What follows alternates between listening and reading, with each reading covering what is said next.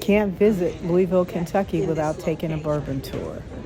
Join me in learning more than I ever thought I could about bourbon. All right. I'm going to send that to him.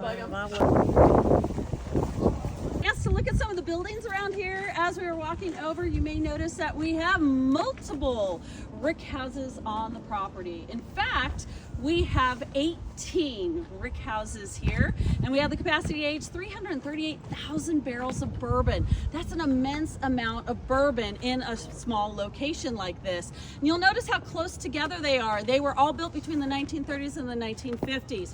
After the Heaven Hill fire in the early 1990s, you now have to build them a minimum of 250 feet apart.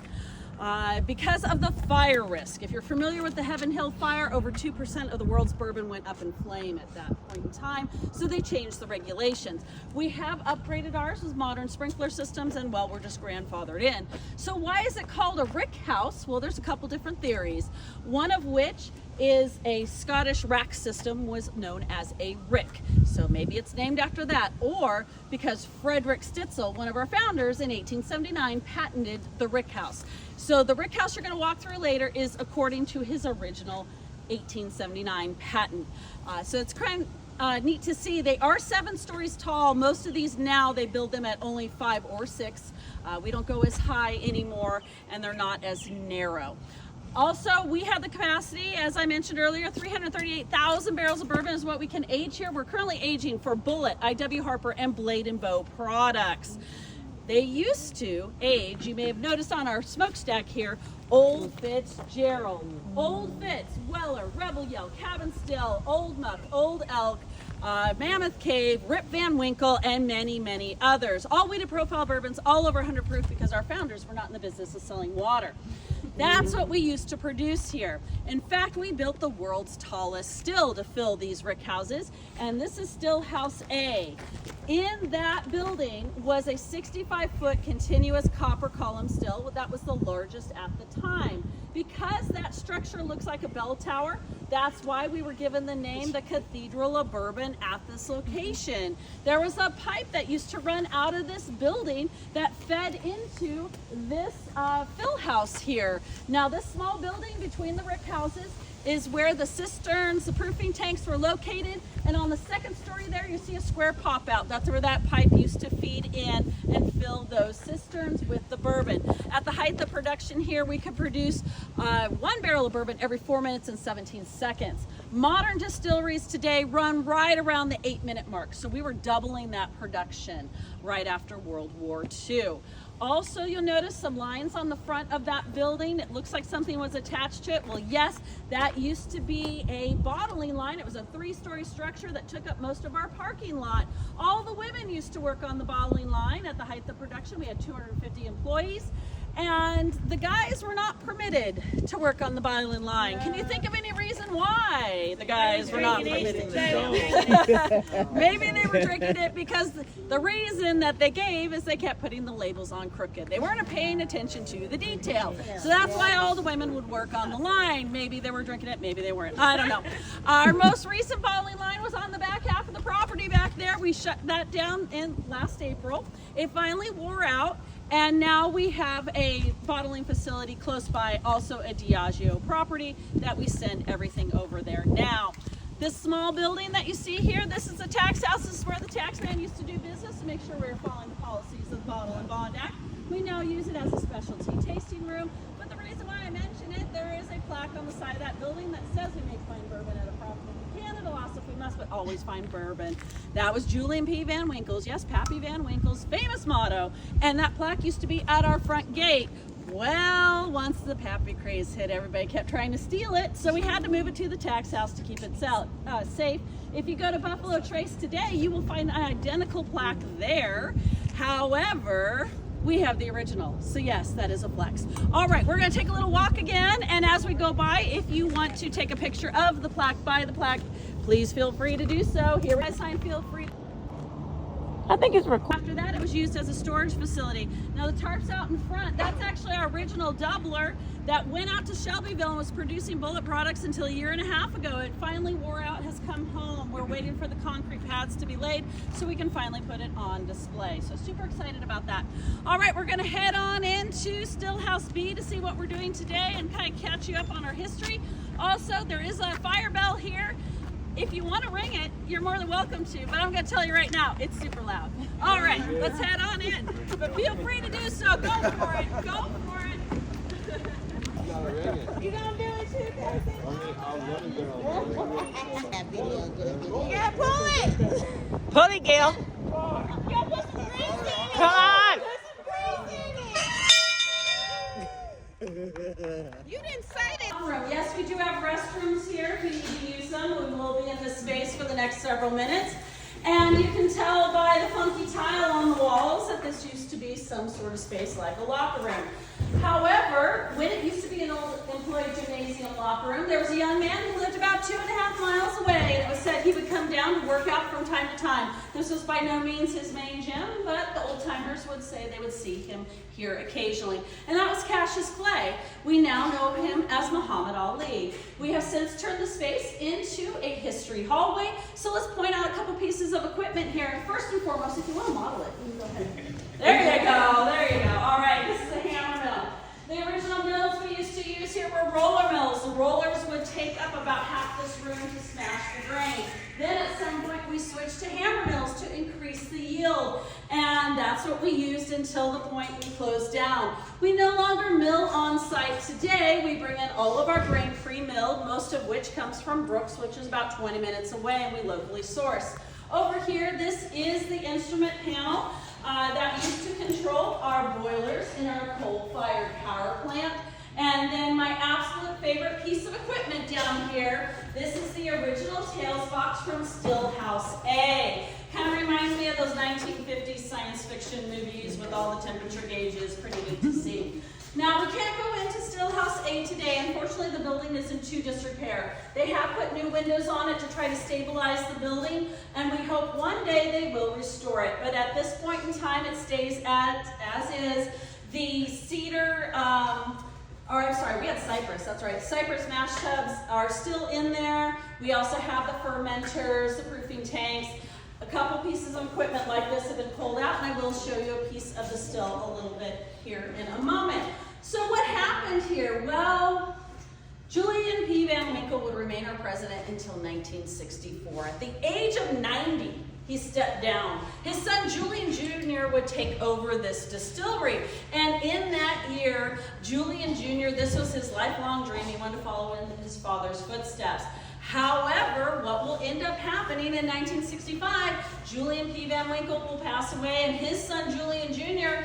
is faced with immediate pressure from family and shareholders to sell this distillery.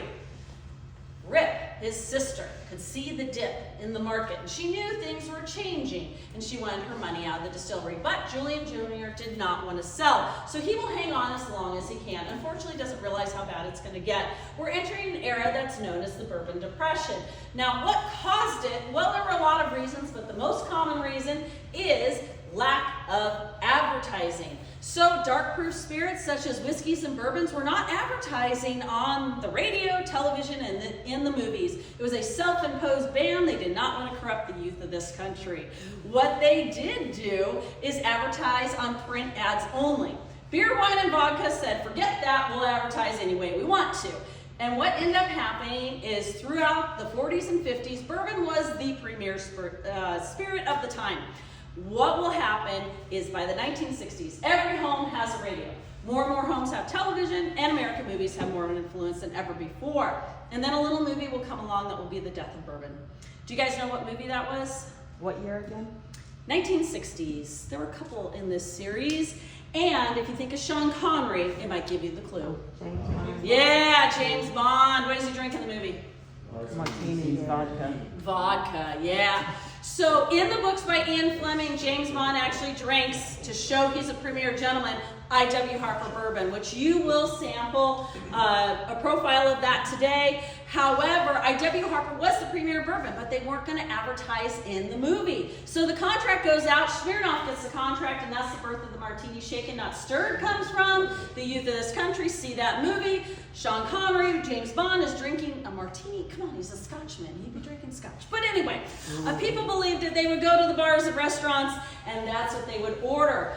By 1972, vodka will take over the market. And in that year, Julian Jr. will have to sell this distillery and everything with it to Norton Simon, a holding company out of New York. He will retain his family's name and labeling rights, and he will maintain a small office here. But everything else is sold off. And then what will happen is Norton Simon says, this is just a bump in the road. We'll continue production. It will improve. We're advertising now.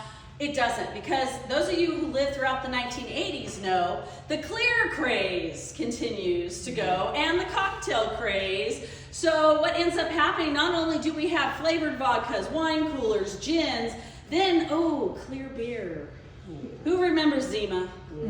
Yeah, okay, I got a better one for you. Crystal Pepsi. Yeah. Oh, small blip of time that we do not want to remember. But anyway, bourbon and whiskey is still on the bottom shelf. It's not the in thing. So we become a revolving door of buyouts, mergers, takeovers. By 1992, United Distillers now owns this distillery. And in that year, they will end up shutting us down or start that process. They will sell off all our mash bills and our labels. That's why you go to Buffalo Trace, Heaven Hill, Luxco. You'll see our big four there today. And then what will happen is eventually by 1994, that December, we will become a ghost town. However, when you sell off mash bills and labels, you don't get the rights to the barrels. Barrels have to stay with the property. So we have that capacity to age 338,000 barrels of bourbon, and we are absolutely full of what would have been Weller, Old Fitz, and all those other wonderful brands. They will continue to age. 1997 rolls around, United Distillers merges with Guinness Beer and Grand PLC Metropolitan, creating Diageo, which would become the world's largest distilled spirit company today, and they are still our parent company. Diageo comes in and goes, oh my gosh, we are bleeding out on taxes. What are we gonna do? Let's try to offload those barrels. Anybody wanna buy a barrel of bourbon that would have been Weller for $200? Whole barrel. Anybody? Game? Absolutely. Give me a time machine and a truck. I'm going back to 1997. However, most people, when they made that offer then, said, nah, we'll pass. Yeah. Our barrels will continue to age and sit. Well, some will go to Crown Royal, which is also owned by Diageo, so they'll go up to Canada. Some will go to Seagram's, but the majority will stay here. There will be a couple private distillers that come along and go, yeah, I'll take you up on your offer. The most notable, Julian III, the grandson of our founder, will come along and go, you know what, I still own these naming rights.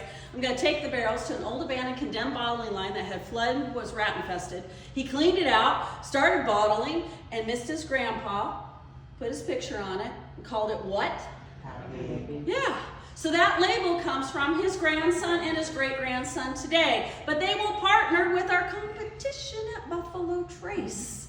So Diageo goes, wait a second. What happened here? Where did he source those barrels? Stitzel-Weller, we own Stitzel-Weller. So we need to reinvest in this property. So they will partner with Tom Bullitt, and we become the Bullitt Experience. And then after that, they will open their distillery out in Shelbyville, and we are once again the Stitzel-Weller Experience. So we are a research and development facility today. As you can see by our science lab, we only produce about 5 to 7 barrels. It takes 4, 5, 10 years until we know what kind of product we have when we're experimenting with live yeast, dry yeast, different enzymes, and stuff like that. So that's what we're doing today is research and development. Diageo is a London-based company, so we have no idea where in the world our products may go based on the research that's done here. So that's kind of exciting to think about. A new profile that comes out could have originated from this location. So that's what we're doing today. We also do have a luxury center as well that's investing in those old barrels that we have here, like the release of the Stitzel Reserve that came out yesterday for the first time at $3,000 a bottle. We had people camping out overnight, and again last night that we're tailgating all night, and then we're here first thing to get those bottles before we cut them off at 31.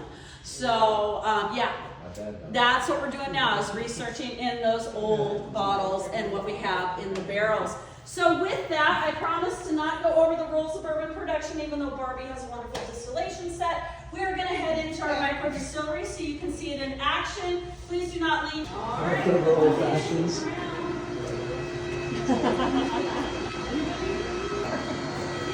All right, you may have noticed a very large column. This is the original column from Stillhouse A. Imagine it with 2 more sections attached to it, how big this used to be. When they used to have to clean this out, they used to have to climb into this column and scrub it out from the inside. If you're claustrophobic, not the job for you.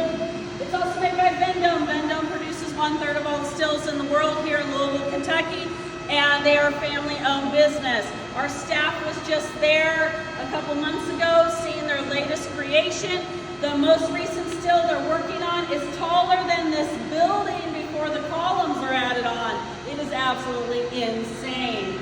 So also you'll notice the date on there says 1965. That was the last time repairs were done.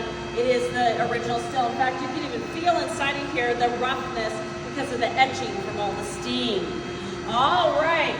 So what are we working on right now? Well, Jordan is using our exterior tanks. So they bring in product from other distilleries at the moment because they can't portion off and run experiments there. They are for large mass production. So they'll bring in those tanker trucks. It's already a low line. We're running it as a high line.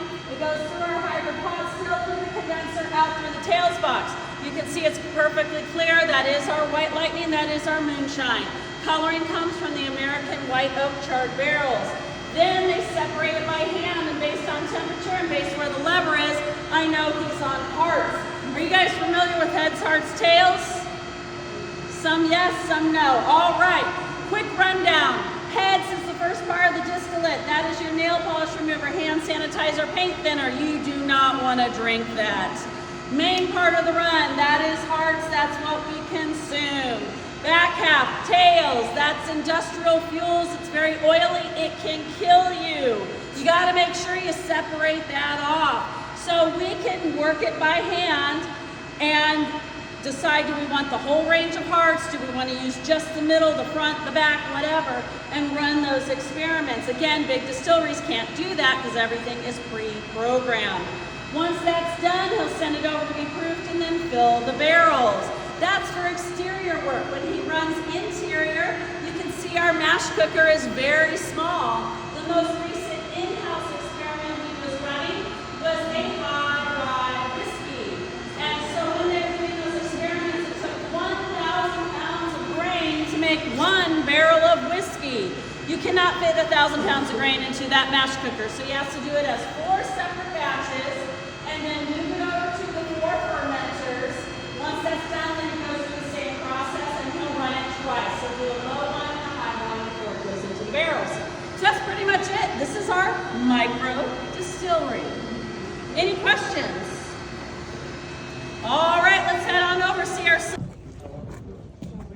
low clearance with some of those. All right, since we have a big group, if you can make 2 lines in here, that would probably be best so we can fit everybody. Or I think we can get everybody in. All right. So welcome to Warehouse Inn, one of the later builds on the property. When these barrels are first filled, they weigh about 550 pounds each. That's a lot of weight. They are stacked 3 high per floor. It goes up 7 stories, 28 deep, 32 rows. 18,816 barrels is what this building can hold. That's an immense amount of weight. We have 2 foot thick, as far as width, concrete footers about every 5 barrels across. We will know it.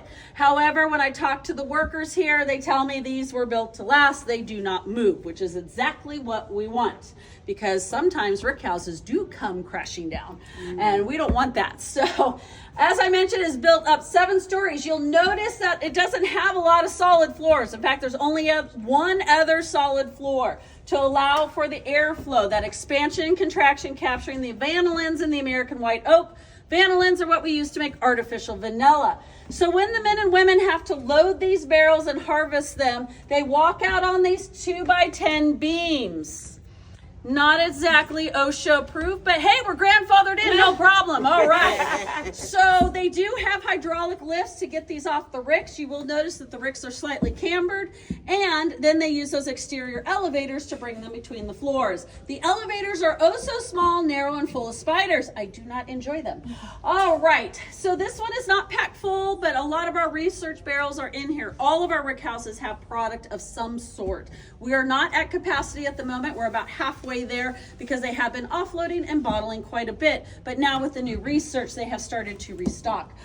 When they decide to test barrels, they will literally take a power drill one hole in the top and one hole in the bottom, and then that top hole is to relieve the air pressure, the bottom one is to take a sample, and then they put an oak plug back in. They do not pull the bung.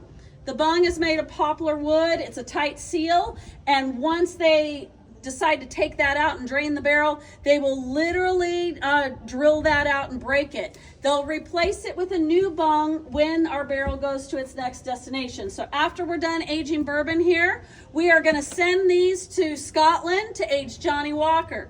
After Johnny Walker, it's going to go to Mexico for Don Julio Tequila. After Don Julio Tequila, it's going to go to the Caribbean for Captain Morgan Spice Rum. These barrels will stay in production 50 to 100 years, travel the world fully loaded, and retire in the Caribbean. Yes, I'm coming back as a bourbon barrel. But anyway, that's what they do. And each time, I'm going to grab this right down here. The staves in these barrels trap about 2 gallons of product into the wood. You'll see it, that line is known as a devil's cut. So that devil's cut is catching all that bourbon. If you ever have a product with devil's cut, they're sweating the staves to pull that back out. But that line in there, and then this is a number 4 char, also known as an alligator char, to caramelize the wood, as well as it works as a charcoal filter. So if you ever have a product that says toast, they're doing a number 3, which just browns the wood. Number 4 takes about 55 seconds with a blowtorch to do that, to get it to char. All right. I want to buy it.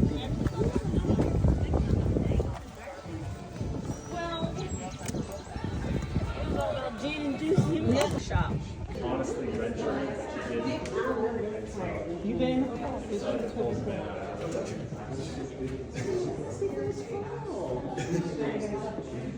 This look original. It's very original. 2 4x4 beams, roll that barrel up on top, pull the bung, drain all the bourbon into the trough. Then at that point in time, they would set the barrel on the ground, take a hammer, loosen these rings, and this is how they repaired them. Now there's not much left anymore, but you'll see around the room pieces of dried cattail reed. It's soft, it's pliable. You can slide it between the staves. It doesn't add color or flavoring to the bourbon. And when you put the same bourbon back into the same barrel, this will expand, creating a natural gasket. In fact, this is what we still use today to repair bourbon barrels if they are being an issue. But again, our failure rate's pretty low, so we usually don't worry about it. We use the male cattail reeds. They are thicker, whiter, and they're good for putting in the staves. Most of these here are the female ones. They're the ones with the hot dog on the end. They're thinner, smaller, and they don't work as well. So that's what we use to repair them. I should also mention that these barrels, they harvest the wood. The prime range is 70 to 100 years old because you need the grains to be tight enough and the tylosis in the wood to develop, which is the waterproof quality in American white oak. However, Independent Stave has been replanting 2 and 3 trees for every tree they harvest since the 1950s. Their forests are in better shape now than they were before. However, do we have a tree shortage? Absolutely, because they weren't managing the land. And that's why around our property, our big oaks are all American reds. Reds leak like a sieve. We could use them to make bourbon, but you're going to lose most of your product. But that's why they were left behind. They harvest all the American white oaks. Now, once that was done, the repairs were done, they would weigh them again on the 2 scales that you see here to make sure that no one's taking a back pocket pint, because Mr. Taxman was sitting in the corner to make sure they were doing their job. After that, they would head on out. Now, these coopers would work in this space year-round without heat or air conditioning because they were afraid of triggering a spark working with highly flammable liquids. All right, any questions? Hey, here, this is what the regulators will look for during prohibition. I'd like to the point that like we were trying to eat like it was like blowing the soup. Like I was Today, I was hoping they would release it again. I don't know if they're going to drop it tomorrow. We'll see. But we have the Stitzel-Weller on. But next time they'll jump it again. Yeah. And what is this? All right, Blade Bow. So you.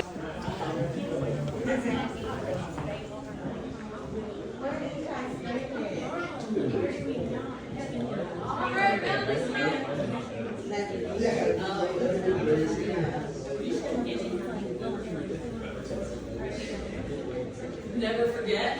We have an inside joke in our team. Ah, gotcha.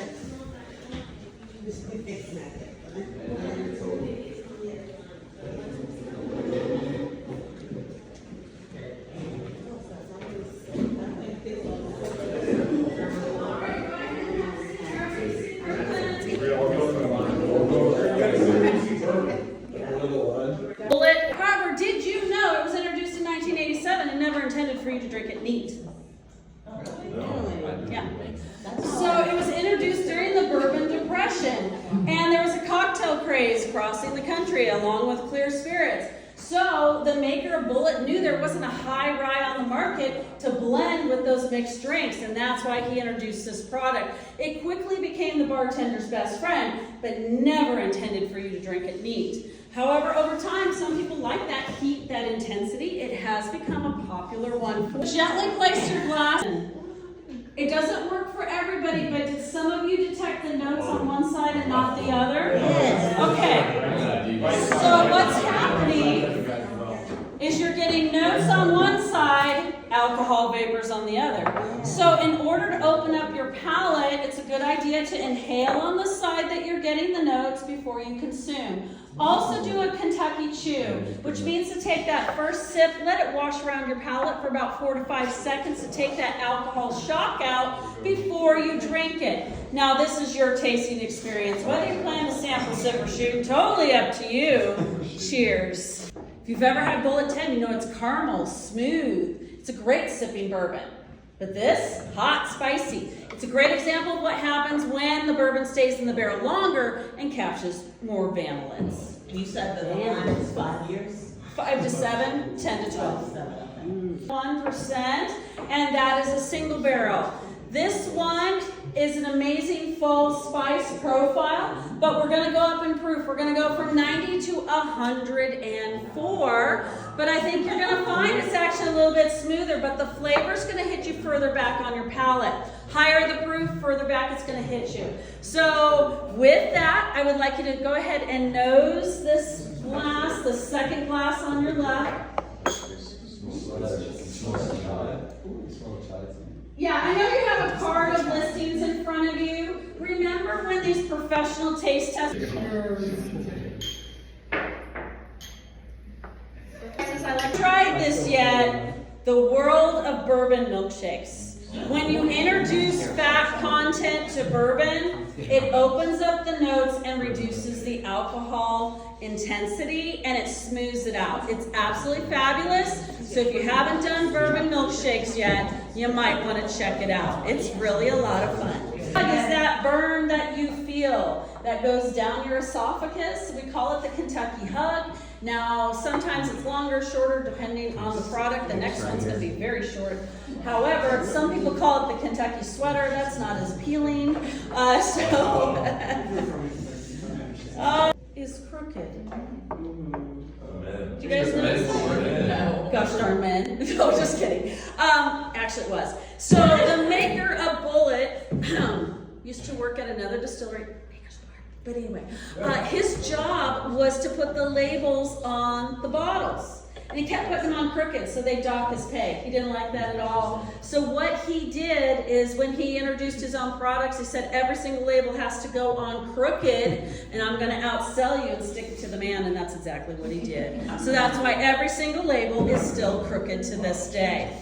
All right, W. Harper. So I.W. Harper was originated by Isaac Wolf Bernheim. And the Bernheim brothers had their own distillery. So Isaac Wolf Bernheim is the one responsible for putting these in crystal bottles and beautiful decanters and really upselling bourbon to make it the gentleman's drink during the industrial era. That's who he sold to. He made so much money.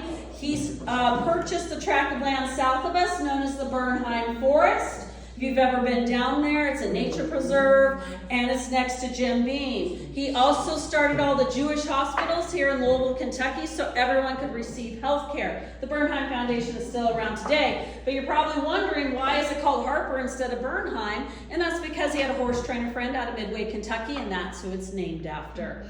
Now, this was the only bourbon they used to serve in the White House. Nixon served it on Air Force One, but it would fall out of favor. Again, they didn't advertise in the James Bond movies. So by the 1980s, they pulled it off of the US market. They sent it over to Japan. In Japan, they were watching American television and movies by this point in time in the 1980s, and what they were watching was Bonanza, Good, Bad, and the Ugly, and John Wayne. Cowboys drink whiskey. This product thrived overseas, and if you've ever had a high-profile Japanese whiskey, you may notice the rectangular shape of a lot of their bottles, and that comes from I.W. Harper. Now, Diageo will acquire this in a merger and bring it back to the States in 2015, and they'll enter this 15-year profile. It's probably one of my favorite bourbons on the market, and it's an 86 proof. What we're going to sample is the one they introduced in 2022, which is a finished bourbon. So it's 73% corn, 18% rye, the rest is malted barley, aged 4 to 6 years, put into a Cabernet Sauvignon cask wine barrel, aged an additional 4 to 6 months. So this has a beautiful wine finish. You may Thanks for detect joining with that me on third this glass tour. those floral fruit I hope you notes learned a on lot. the nose. Leave a And comment below and tell me what you thought about it. Thanks for hanging out with the Curious Traveler.